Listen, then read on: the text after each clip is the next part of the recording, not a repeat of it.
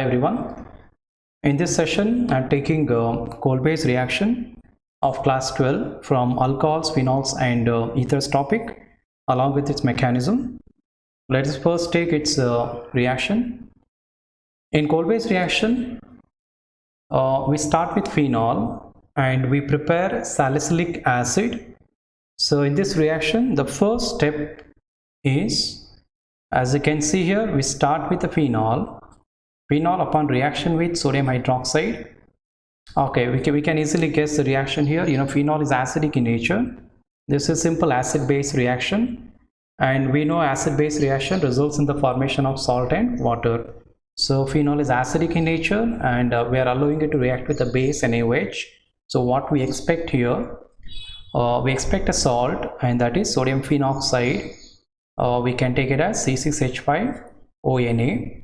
Along with that, it forms water. Okay, but we take only the main compound here.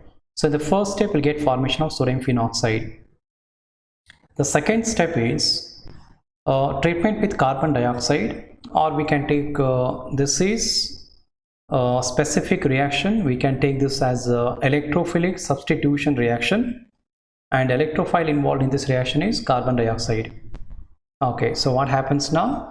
When sodium phenoxide is allowed to react with carbon dioxide, results in the formation of sodium salicylate. We'll get formation of a salt, and we'll get formation of sodium salicylate by taking electrophilic substitution reaction of sodium phenoxide with carbon dioxide. Okay, once you get sodium salicylate, the last step involved here is hydrolysis reaction. Okay, treatment with water in the presence of acid results in the formation of salicylic acid. So in this way, in Kolbe's reaction, we convert phenol into salicylic acid. Okay, so I get many questions asked based on Kolbe's reaction. Let me take one question here, which is very important. I'm concentrating on the second step here. Okay, I said the reaction is electrophilic substitution reaction, and you can see here we are having oxygen here, or I can take like O minus, which is an example of electron donating group, or can say like activating group. And we already know all activating groups are ortho para directing to the coming electrophile, and we are carrying out electrophilic substitution reaction here, right? So it means electrophile, which is carbon dioxide, can go to the ortho position or it can go to the para position. But in the case of Kolbe's reaction, we expect only, or can take the major product obtained in this reaction is only ortho substituted compound, but not para. Okay, so we need to take the reason for this, why carbon dioxide, which is electrophile, is attaching to only ortho position but not to the para position. Okay, so I'll explain the reason for this while taking its mechanism. Right, so this is a reaction of Kolbe, or you can take Kolbe's reaction. Let us see its mechanism now. Okay, in mechanism, the first step I did not take. The first step, already I said, is simple acid-base reaction to form sodium phenoxide. Okay, once you get sodium phenoxide, that upon treatment with carbon dioxide. Okay, so from that step I started here. As you can see, electrophilic substitution reaction. Okay, before going for this step, let me answer the question. Okay, what I asked in the just previously, right? Okay, why electrophile goes to the only ortho here? The reason for that, as you can see in this, between O minus, there's O minus, right? And Na plus, we're having ionic bond, right? And the same Na plus is also coordinated with oxygen of carbon dioxide.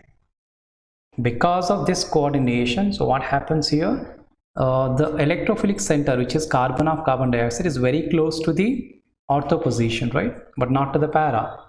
So because of this coordination, what happens? Ortho attack is easy compared to para attack. Okay, so the reason for that is coordination between Na plus and oxygen of carbon dioxide. Okay, so because of that, we'll be getting only ortho substituted one but not para. Okay, right, so what happens now? As you can see this, first O minus, we got lone pair. As you can see this, shift between carbon and oxygen to form a double bond. Okay, as you get a double bond here, what happens? The carbon here just becomes pentavalent and one bond should be broken, right? and the bond which is going to break here is a pi bond, which is a weak bond actually, okay. And these electrons help in the bond formation between the carbon of carbon dioxide and orthocarbon. So we'll be getting bond here, new bond formed, okay, between carbon and carbon, okay. And then once you get new bond formed, what happens here, the carbon here, this carbon becomes pentavalent, right, carbon of carbon dioxide, and then as it becomes pentavalent, one bond should be broken, okay. So the bonding electrons shift on the oxygen, so this should be converted into O minus. So what we get here is, we can see the next structure look like this, okay. Just observe the changes here now. What we got, as I said, a double bond. You can see here double bond, we got carbon and oxygen, and then the pi bond is broken here, okay. So this pi bond electrons are helping in bond formation here, right, new bond between carbon and carbon, okay. And then C double bond O, one pi bond broken, right, and electron shifted on the oxygen, so it should be actually O minus, right. So this part will come from carbon dioxide, okay, right. The next step here, as you can see, the mechanism here itself, what we're having, okay, first we are having this carbon hydrogen bond, right. So this hydrogen is lost in the form of H plus, so the bonding electron shift between carbon, okay. So what happens here, it actually regains the aromaticity, right. So it becomes again aromatic compound, okay. As it becomes aromatic compound, as you can see here, the carbon again becomes pentavalent, right. So the bond between that double bond or the pi bond is helped in formation of new bond between oxygen and hydrogen, okay. So it means this is converted into OH, okay. As you can see the next structure here, you can see this is converted into OH, and then we'll be having 3 pi bonds, right, aromatic character you're getting again, right, the ring getting aromatic character again, okay. And the next group we're having is C double bond O minus.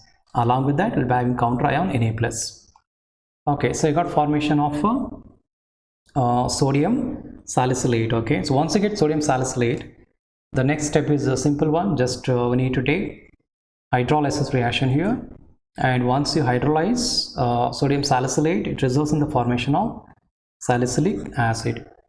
So in this way we convert phenol into salicylic acid by taking Kolbe's reaction, okay, right. So this is a mechanism of Kolbe's reaction. If you like the video, please subscribe to my channel. Thank you for watching.